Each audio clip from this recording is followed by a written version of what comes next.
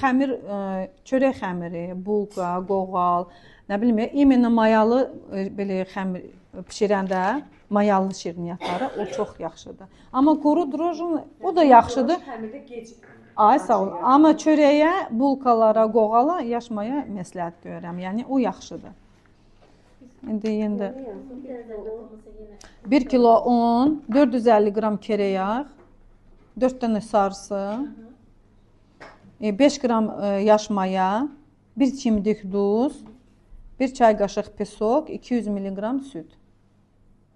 İçi eyni gedir, 500 qram pesok, 400 qram kim zövqə görə də, kim necə xoşlayır.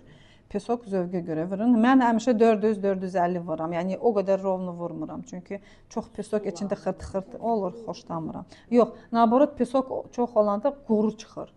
Mən xoşlayıram.